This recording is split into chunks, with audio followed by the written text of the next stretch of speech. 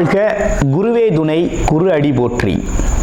இப்போ பார்த்தீங்கன்னா 2025 தமிழ் வருட பிறப்பில் பார்த்தீங்கன்னா 12வது மாதம் கடைசி மாதமான பங்குனி மாதத்திற்கு என்ன விதமான பலாபலன்கள் ஒவ்வொரு ராசிக்கும் இருக்குது அப்படிங்கிறத நம்ம விரிவாக தெளிவாக பார்க்க இருக்கிறோம். அந்த வகையில் பங்குனி மாதம் அப்படின்னு எடுத்துக்கிட்டோம்னா பங்குனி உத்திரம் அப்படிங்கிறது மிக சிறப்புமிக்க பண்டிகையாக இருக்குது. அது மட்டும் இல்லாமல் இந்த பங்குனி மாதத்தில் 7 சுப முகூர்த்தங்கள் வருது. பங்குனி மாதத்தில் தான் பார்த்தீங்கன்னா கிராமப்புற திருவிழாக்கள் தொடங்கக்கூடிய ஒரு காலகட்டமாக இருக்குது. இந்த பங்குனி மாதத்தில் சூரிய பகவான் பார்த்தீங்கன்னா காலச்சக்கரத்தின் 12வது ராசியான மீனம் ராசியில் அமர்ந்து அருள்பளிக்கக்கூடிய ஒரு அற்புதமான மாதமாக இந்த மாதம் இருக்குது. இந்த மாதத்தை பொறுத்த வகையில் பல்வேறு விதமான சிறப்பு பண்டிகைகள் இருந்தாலும் திருவிழாக்களும் திருமணங்களும் அதிகமாக நடக்கக்கூடிய ஒரு மாதமாக இந்த பங்குனி மாதம் அப்படிங்கிறது அமைஞ்சிருக்கு. நேயர்கள் அனைவருக்கும் இந்த பங்குனி மாதத்தில் ஒவ்வொரு ராசிக்கும் எப்படி இருக்கும், என்னென்ன விசேஷங்கள் இருக்குது, என்ன செய்யலாம் என்ன செய்யக்கூடாது, என்ன விதமான வழிபாடுகள் செய்யலாம் அப்படிங்கிறதை பற்றியும் என்னென்ன முயற்சிகள் கை கொடுக்கும் அப்படிங்கிற பற்றியும் முழுமையாக தெளிவாக நம்ம பார்க்க இருக்கிறோம். நம்ம வீடியோவை தொடர்ச்சியாக நீங்கள் முழுமையாக பாருங்கள். இப்போ உங்களுடைய ராசிக்கு எப்படி இருக்கு அப்படிங்கிறத இப்போ பார்க்கலாம். சிம்ம ராசி காலச்சக்கரத்தின் 5வது ராசி அப்படின்னு எடுத்துக்கிட்டோம்னா சிம்ம ராசி தான். சிம்ம ராசி அதிபதி அப்படின்னா யாரு அப்படின்னா சூரியன். உலகத்திற்கே ஒளி தரக்கூடியவன். அனைத்து கிரகங்களுக்கும் தனது ஒளியால் அனைத்து கிரகங்களையும் இயக்குபவனாக இருக்கக்கூடிய சூரிய பகவான் அவனோட ஆற்றலை முழுமையாக பெற்றவர்கள். எந்த இடத்துலையும் தனக்கென தனி பாதை, தனி வழி, தனி பேச்சு, தனி தைரியம், எப்பேற்பட்ட சவால்களையும் எதிர்கொள்ளும் ஆற்றல். ஆமாம், அது மட்டும் இல்லாமல் துணிச்சல், தைரியம், தன்னம்பிக்கை அப்படிங்கிற விஷயமெல்லாம் தனித்தன்மை, தனக்கென ஒரு பாதை, தனக்கென ஒரு தனி வழி, தாம் பேசுறது, தான் செயல்களில் ஒரு தனி தோரணை அப்படிங்கிறதெல்லாம் பார்த்தீங்கன்னா சிம்ம ராசிக்குனே உண்டான குணம். சிம்மம்னாலே என்ன பார்த்தீங்கன்னா தனித்து இயங்கக்கூடிய ஆற்றல் அப்படிங்கிறது மிகப்பெரிய லெவலில் இருக்குது. எதுவும் அவங்களுக்கு பெரிய லெவலில் மோட்டிவேஷன் எதுவும் தேவையில்லை. அதே நேரத்தில் பெரிய லெவலில் அவங்களுக்கு யாரும் ஊக்குவிக்க வேண்டிய அவசியமும் இல்லை. செல்ஃப் மோட்டிவேட்டட் பர்சன் அப்படின்னு கேட்டோன்னா நம்ம சிம்மராசி அன்பர்கள் தான். எப்பேற்பட்ட சவால்களையும் ரொம்ப இலகுவாக கையாளுறது, எப்பேற்பட்ட பிரச்சனைகளையும் ரொம்ப ஈஸியாக எடுத்துக்கிறது. ஆமாம், தைரியம், தன்னம்பிக்கையாக பேசுறது. ஆமாம், தொழிலை நேர்த்தியாக செய்கிறது. கமிஷன் தொழிலெலாம் நச்சுன்னு பேசுறது.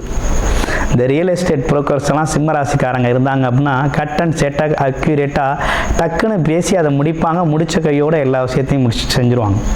அந்த மாதிரி கொஞ்சம் நறுக்குன்னு பேசக்கூடிய ஒரு தன்மை அப்படிங்கிறது பார்த்திங்கன்னா நம்ம சிம்மராசிக்குனே உண்டான ஒரு குணம். அது மட்டும் இல்லாமல் எவ்வளவு அலைச்சல் திருச்சல் இருந்தாலும் அதை பற்றிலாம் ஒன்றும் பெருசாக கவலைப்படாமல் தன்னோட முயற்சியை தொடர்ச்சியாக செய்யக்கூடியவர்கள் சிம்மராசி அன்பர்கள். அப்போ இந்த சிம்மராசி அன்பர்களுக்கு இந்த பங்குனி மாதம் அப்படிங்கிறது என்ன விதத்தில் சிறப்பாக இருக்குது? ராசிநாதன் சொல்லக்கூடியவர் 8ஆம் இடத்துல போய் அமர்ந்திருக்கிறார். ராசிக்கு 8ஆம் இடத்துல போய் அமர்ந்திருக்கிறார். அப்போ ராசிநாதன் 8இல் அமர்வது நல்லதா அப்படின்னா அவ்வளவு சிறப்புடையதாக இல்லை அப்படின்னு தான் சொல்லணும். 8ல் இருந்தால் என்ன நடக்கும்? கொஞ்சம் அலைச்சல் திருச்சல் இருக்கும், கொஞ்சம் மன உளைச்சல் ஏற்படும், டிப்ரெஷன் வரும். ஆமாம், ஒரு மாதிரி எப்படின்னா ஒரு பதட்டமாக செய்யக்கூடிய ஒரு அமைப்பு. அது மட்டும் இல்லாமல் இடமாற்றம், ஊர் மாற்றம் சம்மந்தப்பட்டு யோசிக்கிறது, பயணங்கள் சம்மந்தப்பட்டு யோசிக்கிறது, இப்படிப்பட்ட விஷயங்கள்லாம் நடக்கும். அப்புறம் இன்னொரு விஷயமும் நடக்கும். திடீர் அதிர்ஷ்டம் ஏதாவது கிடைச்சிடாதா? லாட்டரி டிக்கெட் யோகம் எதுவும் வந்துடாதா?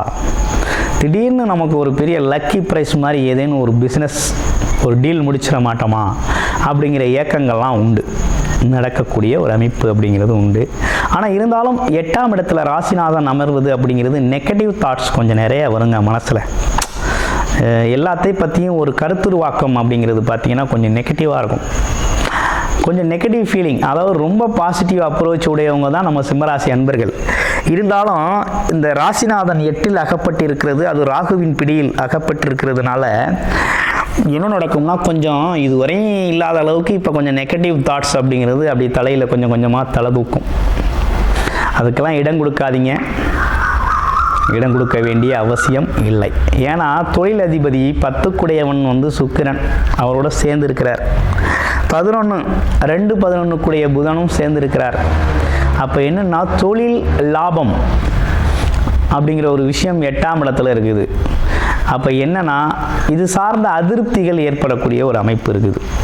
ஒரு டீலு கமிஷனே பேச போகிறீங்க, டக்குன்னு உங்களுக்கு முடியாது, ஸோ இந்த மாதிரி ஆகிப்போச்சு, அவரால் தான் ஆச்சு இவரால் தான் ஆச்சு அப்படிங்கிறது மாதிரி ஒரு கருத்துருவாக்கம் வரும். ஆமாம், அப்போ என்னென்னா தொழில் வருமானம் சம்பந்தப்பட்ட விஷயத்தில் கொஞ்சம் அலைச்சல் திருச்சலோடு தான் நமக்கு வருமானம் வரக்கூடிய அமைப்பு இருக்குது. கொஞ்சம் கவனம் எடுத்துக்கங்க. அப்பாவோட உடல் ஆரோக்கியத்துலேயும் கொஞ்சம் கவனம் எடுத்துக்கங்க. ஆமாம், அம்மாவோட உடல் ஆரோக்கியத்துலேயும் கவனம் எடுத்துக்கணுங்கிற மாதிரி இருக்குது. அப்போ அப்பா அம்மாவை இந்த காலகட்டத்தில் மிக சரியாக பார்த்துக்கணும். உடல் சார்ந்த விஷயத்தில் பாதிப்பு இல்லாமல் மனம் சார்ந்த விஷயத்திலையும் பாதிப்பு இல்லாமல் பார்த்துக்கணும் அப்படிங்கிற மாதிரி இருக்குது. 7க்குடையவன் சனி பகவான் 7லே அமர்ந்திருக்கு, நேரடியாக பார்க்குறார். கண்டக சனி அமைப்பு. சனியோட தாக்கம் ஒரு பக்கம் அதிகமாக இருக்குது, கொஞ்சம் நெகட்டிவ் வைப்ரேஷனை கொடுத்துக்கிட்டு இருக்காரு. அப்போ கணவன் மனைவி சம்பந்தப்பட்ட விஷயத்தில் கொஞ்சம் எதிரும் புதிருமாக இருந்தாலும் அழிச்சலும், அதாவது என்னென்னா பிடிக்கலைனாலும் சந்தோஷமாக இருக்கிறது. இந்த கூட்டு பங்காளிகள் அப்படின்னு சொல்லுவாங்க இல்லையா, என்ன தான் அடிச்சுக்கிட்டாலும் பிடிச்சிக்கிட்டாலும் நம்ம பங்காளிப்பா அப்படிங்கிறது மாதிரி ஒரு ஒற்றுமையும் இருக்கும், அதே நேரத்தில் பஞ்சாயத்து பிரச்சனையும் இருக்கும். இது ரெண்டுமே தொடர்ச்சியாக நடந்துக்கிட்டு இருக்கு உங்களுக்கு. இதையும் தாண்டி வருமானத்தை பொறுத்த வகையில் இந்த மாதத்தில் கொஞ்சம் சிக்கல்கள் இருக்குது. அதே நேரத்தில் பதவி உயர்வு, கௌரவம், அந்தஸ்து, புகழுக்கெல்லாம் கொஞ்சம் பங்கம் ஏற்படுது. கோர்ட்டு கேஸு வழக்குகள் சம்மந்தப்பட்டிருந்ததுன்னா அந்த காலத்தில் கொஞ்சம் அது சார்ந்த விஷயத்தில் ஈடுபட வேண்டாம், கொஞ்சம் தாமதமாக செயல்படலாம் அப்படிங்கிற மாதிரி இருக்குது. ஆமாம், 9க்குடைய பாக்யாதிபதி 11ல் இருக்கிறதுனால என்னதான் நடந்தாலும் எது எப்படி இருந்தாலும் நமக்கு சேர வேண்டிய விஷயம், நம்ம வாழ்க்கையில் நடக்க வேண்டிய நல்ல விஷயம் அப்படிங்கிறது நல்லபடியாக நடக்கும். அடிப்படை அப்படிங்கிறது ரொம்ப நல்லா இருக்குங்க, நல்லபடியாக இருக்கும். நமக்கு வர வேண்டிய வருமானம் வரும், நமக்கு வர வேண்டிய அதிர்ஷ்டம் அப்படிங்கிறது வரும். திடீர் தன லாப வரவு அப்படிங்கிறது உண்டு. உறுதியாக அந்த மாதத்தில் சிம்ம ராசி அன்பர்களுக்கு திடீர் தன லாபம் அப்படிங்கிறது உண்டு. எதிர்பாராத வகையில் ஒரு கான்ட்ராக்ட் அமைகிறது, எதிர்பாராத வகையில் கவர்மெண்ட் செக்டாரில் இருக்கவங்களுக்கு ஒரு இடமாற்றம், பதவி உயர்வோடு கிடைக்கிறது. ஆமாம், அதே போல் கமிஷன் தொழில்களில் இருக்கிறது எதிர்பாராத வகையில் லேக்ஸ் கணக்கில் சம்பாதிக்கிறது. ஒரு 2 நாள் 3 நாளைக்குள்ள திடீர் கோடீஸ்வரர்கள், திடீர் லட்சாதிபதிகள் ஆகிறது. இப்படிப்பட்ட விஷயங்கள்லாம் நடக்க இருக்குது. இது உங்களுடைய சுய ஜாதகத்தில் என்ன தசாபுத்தி அமைப்பு இருக்குங்கிறதையும் பார்க்கணும். இதுக்கெல்லாம் சப்போர்ட் பண்ணாதான் இந்த விஷயம்லாம் நடக்கும். கோச்சார ரீதியாக அப்படி இருக்குது, சப்போர்ட் பண்ணால் சிறப்பாக நடக்கும்.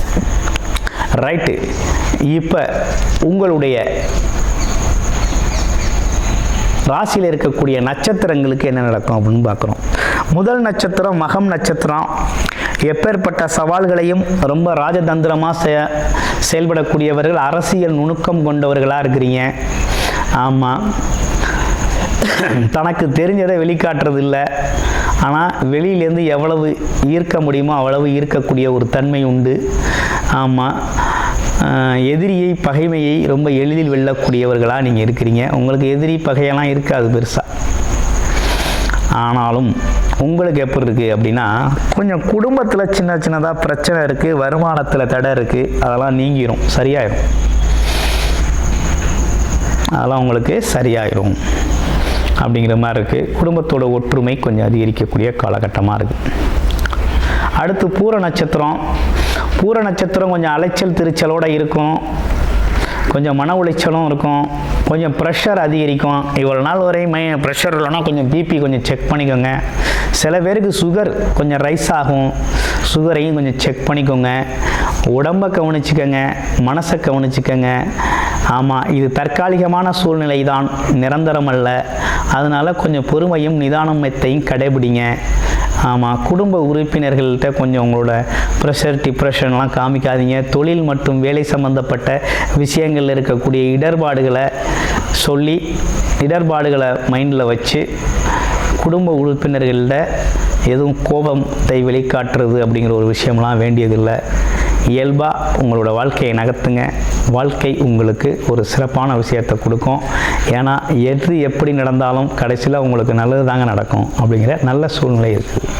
ஏன்னா பாக்யாதிபதி தெய்வம் துணை நிற்குது, அதில் எந்த பயமும் வேண்டாம்.